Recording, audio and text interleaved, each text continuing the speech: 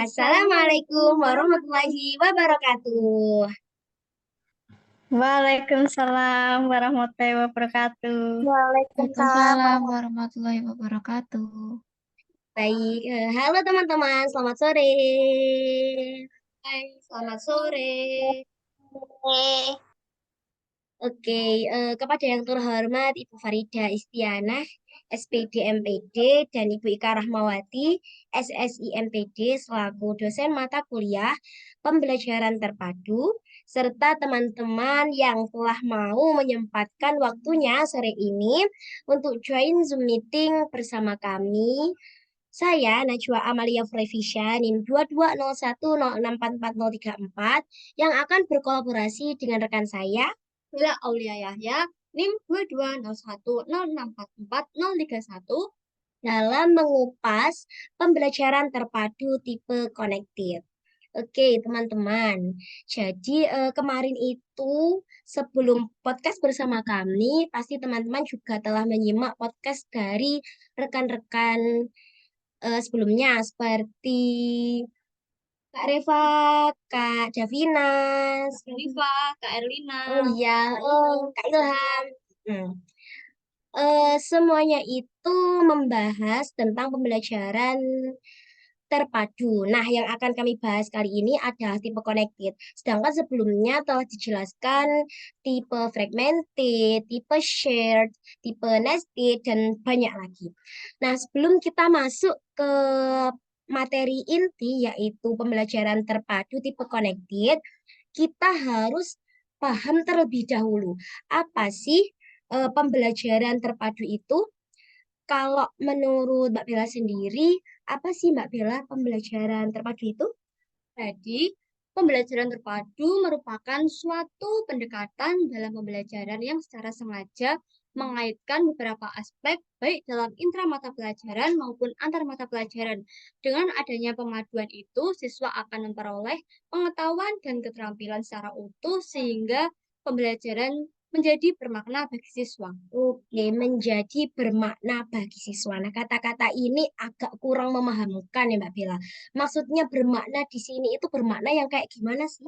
Teman-teman, jadi bermakna di sini memberikan arti bahwa pada pembelajaran terpadu, siswa akan dapat memahami konsep-konsep yang mereka pelajari melalui pengalaman langsung dan nyata. Nah, kemudian menghubungkan antar konsep dalam intra mata pelajaran maupun antar mata pelajaran. Oh ya, jika dibandingkan dalam konsep konvensional, lebih menekankan keterlibatan siswa dalam belajar, sehingga siswa terlibat aktif dalam proses pembelajaran untuk pembuatan keputusan, karena setiap siswa memerlukan bekal pengetahuan dan kecakapan agar dapat hidup di masyarakat. Nah, dengan bekal ini nantinya diharapkan diperoleh melalui pengalaman belajar di sekolah. Oke, jadi seperti itu pengertian dari pembelajaran terpadu. Cukup luas ya Mbak Bella ya. Tapi saya mau menambahkan sedikit bahwa Pak Prabowo, tapi ini bukan Pak Prabowo yang calon presiden itu ya teman-teman. Itu memaparkan bahwa pembelajaran terpadu ini memiliki tiga ciri-ciri. Yang ciri pertamanya itu sering sekali kita dengar saat pembelajaran di kampus, yaitu pembelajaran yang berpusat pada siswa atau student centered. Kemudian yang kedua, proses pembelajarannya itu mengutamakan pembelajaran pemberian pengalaman secara langsung. Dan yang ketiga, pemisahan antar bidang studi itu terlihat tidak jelas. Maksudnya agak samar gitu teman-teman. Nah, langsung saja mungkin untuk mempersingkat waktu, kita memasuki materi inti, yaitu pembelajaran terpadu model connected. Namun sebelumnya saya jelaskan bahwa di sini karena kami modelnya berkolaborasi, nanti di awal Mbak Bella akan sharing terlebih dahulu mengenai apa sih yang diketahui Mbak Bella tentang pembelajaran terpadu model connected ini. Nah, setelahnya saya juga akan sharing sedikit tentang apa yang saya ketahui tentang model pembelajaran ini. Oke, gimana Mbak Bella? Sudah siap? Insya Allah siap, Mbak Amel. Oke, teman-teman, karena Mbak Bella sudah siap, maka waktu dan tempat saya persilahkan kepada Mbak Bella. Teman-teman, jadi Pembelajaran terpadu model connected ini adalah model pembelajaran yang menghubungkan satu konsep dengan konsep lain, satu topik dengan topik lain, satu keterampilan dengan keterampilan lain, serta tugas dilakukan pada satu hari dengan tugas yang dilakukan pada hari berikutnya. Bahkan, ide-ide yang dipelajari pada satu semester dengan ide-ide yang dipelajari pada semester berikutnya dalam satu bidang studi. Lalu, dalam model pembelajaran connected, makna terhubung tidak diartikan menghubungkan beberapa disiplin ilmu yang memiliki karakteristik yang mirip. Oh ya, Mbak Amel dan teman-teman, jadi makna terhubung yang dimaksud untuk menghubungkan materi-materi dalam satu disiplin ilmu. Dengan menggunakan model connected ini, dimungkinkan materi-materi yang memiliki keterkaitan dapat dipadukan menjadi satu aktivitas pembelajaran sehingga materi dapat mudah dikuasai siswa dan tidak terpecah-pecah. Selain itu, model connected ini dapat memungkinkan siswa akan mampu menuangkan ide-ide, gagasan, dan keterampilannya sehingga sangat dimungkinkan antar tema, materi, bab maupun keterampilan tersebut dapat saling terpadu menjadi satu kesatuan pemahaman yang utuh. Wah, luar biasa sekali ya teman-teman. Ternyata pengertian dari tipe connected ini tidak kalah luasnya dengan pengertian dari pembelajaran terpadu itu sendiri. Tapi seperti yang sudah disampaikan oleh teman-teman kita sebelumnya, kalau setiap tipe pembelajaran itu pasti ada kelebihan dan kekurangan. Iya nggak Mbak Bila? Terus sekali. Nah, sekarang saya tanya Mbak Bila, apa sih kelebihan dari model pembelajaran tipe connected ini? Pada kelebihan atau keunggulan dari model pembelajaran connected yaitu peserta didik memperoleh gambaran secara menyeluruh tentang suatu konsep sehingga transfer pengetahuan akan sangat mudah karena konsep-konsep pokok dikembangkan secara terus-menerus. Jadi, Mbak Amel dan teman-teman, ada beberapa kelebihan dari model terhubung atau connected yang harus kita ketahui. Yang pertama, dampak positif dari mengaitkan ide-ide dalam satu bidang studi. Jadi, siswa memperoleh gambaran yang luas bagaimana suatu bidang studi yang terfokus pada suatu aspek tertentu. Yang kedua, siswa memperoleh gambaran secara menyeluruh tentang suatu konsep sehingga transfer pengetahuan akan sangat mudah. Nah, dengan itu, konsep-konsep pokok dikembangkan terus-menerus hingga terjadilah proses internalisasi. Yang ketiga, menghubungkan ide-ide dalam suatu bidang studi sangat memungkinkan bagi siswa. Hal tersebut guna mengkaji, mengkonseptualisasi, memperbaiki, serta mengasimilasi ide-ide secara terus-menerus untuk memudahkan terjadinya proses transfer ide-ide secara terus-menerus untuk transfer ide-ide dalam memecahkan masalah. Yang keempat, dalam siswa dapat memperoleh gambaran yang lebih jelas dan luas dari konsep-konsep yang dijelaskan.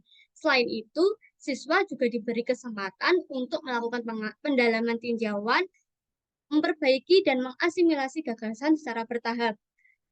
Yang kelima, guru dapat melihat gambaran yang menyeluruh dan kemampuan atau indikator yang digabungkan. Yang terakhir, kegiatan siswa lebih terarah untuk mencapai kemampuan yang tertera pada indikator. Jadi seperti itu. Oh ya Mbak Amel dan teman-teman, dalam hal apapun pasti ada kelebihan dan juga kelemahan. Jadi apa saja sih Mbak Amel kelemahan dalam model connected ini? Oke, Mbak Bella dan teman-teman, jadi saya ambil alih dari sini ya. Kelemahan dari tipe connected ini kami kelompokkan menjadi 4. Nah, yang pertama ini masih kurang sejalan dengan ciri-ciri yang dikatakan Pak Prabowo tadi mengenai ciri-ciri pembelajaran model terpadu ya Mbak Bella ya. Jadi yang pertama itu masih kelihatan terpisahnya bidang studi. Dia itu belum memberi gambaran yang menyeluruh karena memang belum menggabungkan bidang-bidang pengembangan atau mata pelajaran yang lain. Yang kedua, tipe ini kurang mendorong guru untuk bekerja sama secara tim. Jadi, dari isi pelajarannya itu tetap saja terfokus tanpa merentangkan pada konsep-konsep atau bisa kita sebut guru ini menjadi kurang diskusi. Seperti itu, teman-teman. Nah, yang ketiga, dalam memadukan ide-ide dalam satu bidang studi, usaha untuk mengembangkan keterhubungan antar satu studi dengan bidang studi yang lain itu menjadi terabaikan. Yang keempat, kelemahan bagi guru bidang studi mungkin menjadi kurang terdorong untuk menghubungkan konsep yang terkait. Mungkin salah satu faktornya itu sukar waktunya itu untuk merundingkan atau untuk diskusi karena memang mereka itu lebih terfokus pada keterkaitan konsep. Jadi pembelajaran yang secara global itu justru malah menjadi terabaikan. Jadi seperti itu. Wah, sangat lengkap sekali ya penjelasan dari Mbak Amel. Sepertinya masih ada yang kurang ya Mbak Amel. Tadi kan sudah dijelaskan pengertian, kelebihan, dan kelemahan. Eh, apa saja sih Mbak Amel langkah-langkah dalam menghubungkan materi? Berhubung kita di sini kan sebagai calon guru yang akan mencerdaskan generasi bangsa. Oke, bagus sekali Mbak Bella. Jadi, seperti yang saya katakan juga, kalau setiap tipe pembelajaran itu memang kita harus mempelajari terlebih dahulu langkah-langkah apa aja sih yang harus kita ketahui dalam penyusunannya. Nah, kami kelompokkan menjadi 4. Yang pertama ada tahap perencanaan, kemudian langkah-langkah yang harus dilakukan oleh guru, yang ketiga tahap pelaksanaan, dan yang terakhir yaitu hal wajib evaluasi.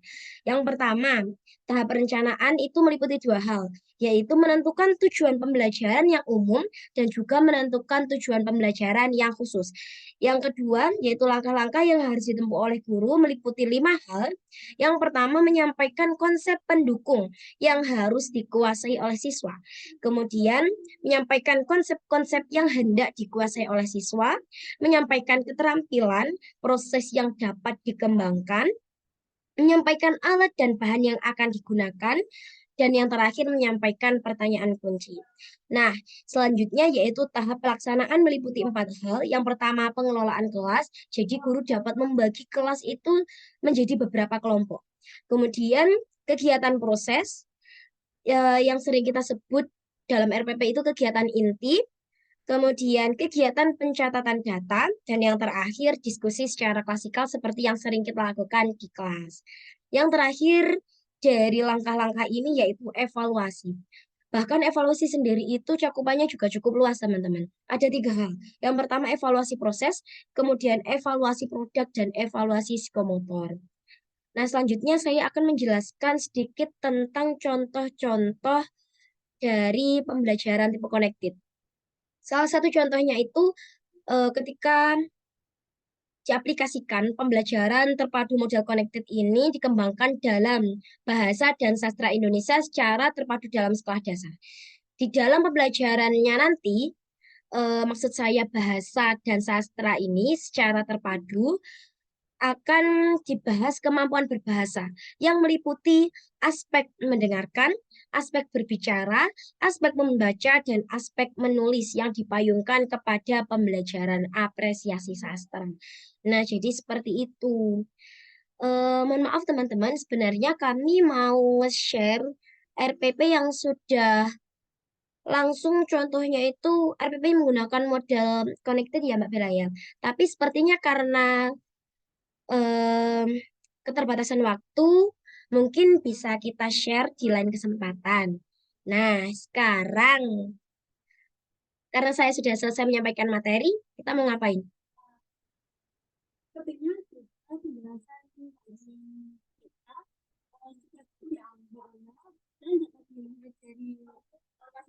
Yang sepertinya menyimpan banyak pertanyaan. Oke, langsung saja Mbak Bella. Kayaknya lebih baik kita langsung masuk ke sesi tanya jawab. Bagi teman-teman yang mau bertanya, boleh langsung mengaktifkan fitur raise hand.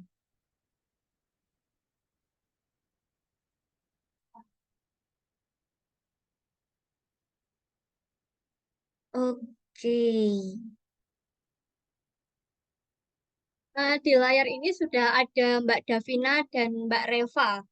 Siapa dulu ya Mbak Amel yang akan menyampaikan pertanyaannya? Terserah Mbak Bella aja deh. Mbak Davina, dipersilakan.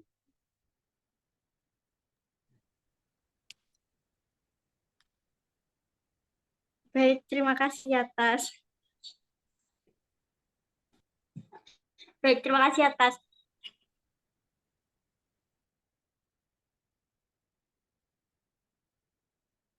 Ya, Mbak Davina.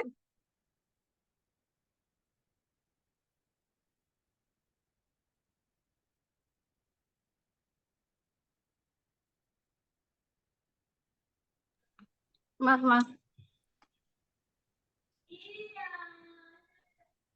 Baik, saya akan bertanya. Disebutkan pembelajaran terpadu model connected tadi kan dikembangkan dalam bahasa dan sastra Indonesia. Apakah model pembelajaran ini bisa dikembangkan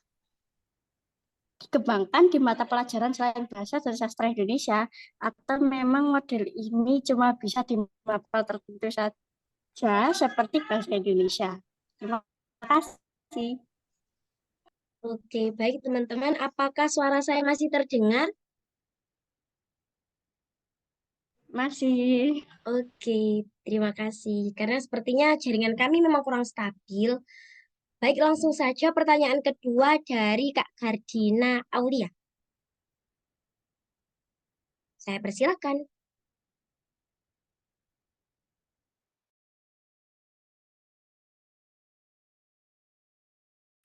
Ya, Kak, sebentar ya. Perkenalkan, nama saya Gardina Aulina Valina.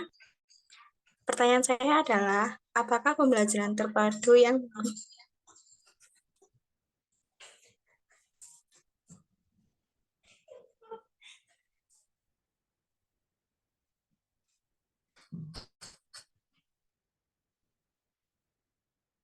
Maaf, Kak.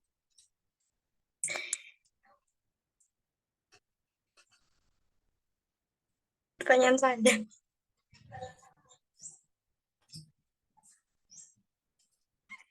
Sepertinya Mbak Gardina ini bukan terhalang sinyal, teman-teman, tapi terhalang teman sendiri. Bagaimana, Kak Bentar ya, Gardina? Kak.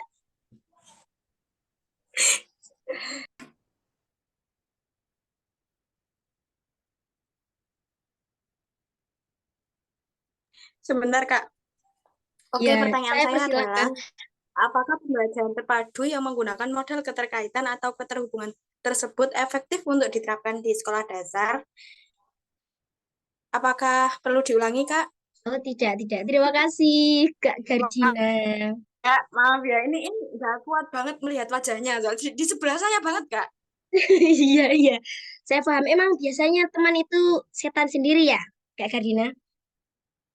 Oke, pertanyaan luar biasa dari Kak Davina sama Kak Gardina nih. Sekarang siapa yang mau Kak jawab? Amel dulu aja Kayaknya deh. Mbak Bella deh Kak kayaknya. Amel aja deh. Mbak Bella aja. Oke, oke, oke. Jadi tadi pertanyaan dari Mbak Davina, sebutkan pembelajaran terpadu model connected dikembangkan dalam bahasa dan sastra Indonesia. Apakah model pembelajaran ini pelajaran selain bahasa dan sastra Indonesia? Atau memang model ini cuma bisa di mata pelajaran tertentu saja seperti bahasa Indonesia? Jadi model connected ini bisa digunakan pada mata pelajaran apa saja seperti tadi yang dijelaskan Mbak Amal, yaitu pada mata pelajaran bahasa Indonesia dengan sastra Indonesia dan juga dalam RPP yaitu konsep IPA dengan hemat energi. Jadi dapat disimpulkan bahwa tipe connected ini dapat digunakan pada semua mata pelajaran. Oke, jadi seperti itu Kak Davina. Gimana? Apakah teman-teman yang lain masih mau menambahkan atau Kak Davina sendiri kurang puas dengan jawaban yang diberikan oleh Mbak Bila? Baik, terima kasih sudah bisa diterima, Mbak. Oke, terima kasih Kak Davina. Sekarang saya akan menjawab pertanyaan dari Mbak Kak Davina Aulia. Nah, kurang lebih pertanyaannya itu mengenai apakah tipe connected ini cocok ketika diterapkan dalam pembelajaran di SD. Jadi teman-teman, tipe connected ini sebenarnya cocok untuk dikembangkan atau digunakan pada jenjang apapun. Bukan hanya SD, bahkan SMP maupun SMA itu juga bisa saja. Yang terpenting sumber daya manusianya itu terpenuhi. Karena tipe connected ini memerlukan banyak sekali aspek yang harus diperhatikan seperti yang sudah saya jelaskan pada langkah-langkah tadi. Seperti itu.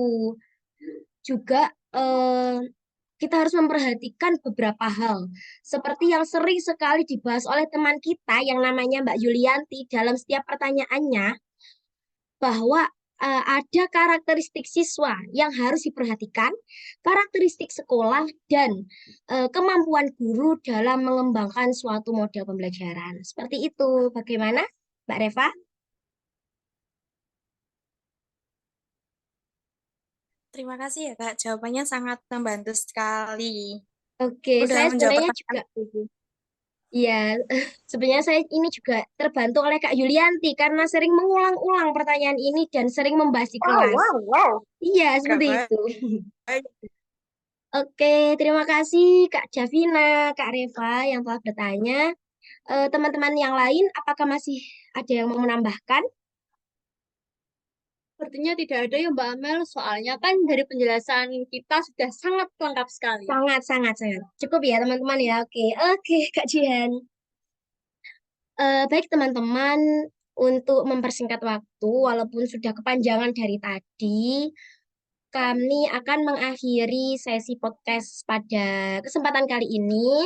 Semoga di lain waktu kita dapat bertemu dalam keadaan yang lebih baik lagi.